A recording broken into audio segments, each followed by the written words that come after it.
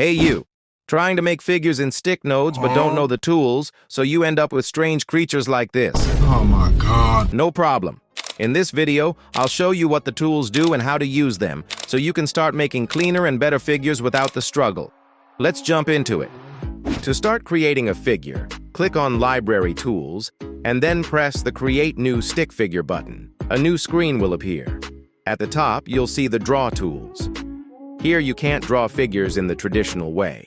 Instead, you build them like a puzzle using parts. To draw, select the part you want and drag it by holding down on a point of the figure in the scene. You can add as many parts as you like. To edit your figure, go to Draw Tools, select None, and then edit your figure. While editing, I recommend using Quick Tools. To enable Quick Tools, click on View Options on the right and select Original.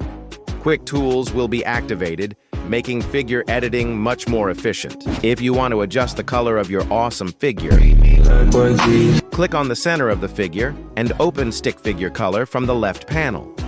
From here, you can apply any color you like. To color individual parts, click on Segment Tools and check the Use Segment Color box. The color will reset, and then you can adjust it as you wish. You can also apply a gradient to a segment. Click on Segment Tools, check the Use Gradient Color box, and set the color. As you can see, the gradient is added. Gradient creates a smooth color transition on your figure, which makes it very useful. If you have created a figure and want to color the inside, you can use Polyfill. Go to Draw Tools and select Polyfill. At first, it may look complicated, but it's actually simple. Just select the points along the edge of the figure in order. Just like that. If you select opposite points, it may get confusing. See, when you move it, it looks like a wing. Polyfill also works with curving. If the curve looks too sharp, go to the Polyfill settings in the left panel and increase the value. As you can see, it becomes smoother. You can adjust this depending on your needs. To break a long single part into smaller pieces, use split segments. First, click on the part, then go to Special Segment Tools. Scroll down a bit and you'll see the option. Click once and the part will be divided into 2 equal pieces. If you want to split it into more parts at once, hold down on the Split Segment setting. From the menu, choose how many times you want to divide it. You can split up to 50 segments. And there you go. It's divided. How many pieces you create depends on your needs. If you don't want certain points of your figure to move, you need to make them static nodes. Select the point you want to make static and choose the middle option from the quick settings. Or scroll down in the left panel and activate it there. Right now you can still move it, but once you save the figure and add it to your animation scene, that point will no longer move. As you can see, the node itself disappears. Wait a second. Don't you know where to find the important assets for animation and editing? Don't worry, the solution is simple. Just check the link in the description to Envato.com. You'll find thousands of ready-made 2D and 3D figures, professional background videos, fonts, and sound effects waiting for you. But that's not all. Envato also offers stock photos, stylish video clips, graphic templates, and more. And with the Gen AI feature, you can instantly create your own professional photos, custom sound effects, and aesthetic videos.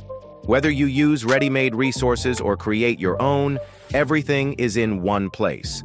For animators, it's truly a treasure trove. After the video, click the link in the description and take a look. While creating your figure, you can connect 2 separate points. To do this, select the first point and scroll down in the left panel. Click on Add Connector, then select the second point.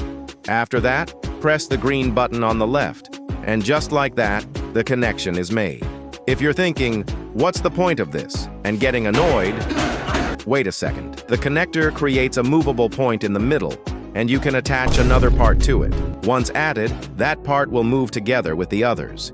You can add as many connectors of this kind as you want. This feature is very useful for building creative and complex figures. In fact, it allows you to animate mechanical structures in a more realistic way. I think it's awesome. If you want a point of a part to move only at a fixed angle, you can use drag lock. To activate it, select the point you want to lock and turn on the option from the quick settings, or check the drag lock box in the left panel. Now that point is locked, and as you can see, it only moves up and down. Of course, you can set the angle from the left panel as you like. When you attach another part to the locked point, that part will also be affected by the lock. However, even if you lock the new part's points, they will still move independently. Only the locked point moves at the set angle. If you set the angle lock option to absolute, the point will lock to the main point. This feature might be one of the most useful ones. With it, you can add a frame from your animation scene as a background. That way, you can create figures that match a specific frame. You can even switch to any frame you want. For example, let's make a simple animation. When I return to the figure creation screen, you can see that with the arrow keys, I can move through the frames.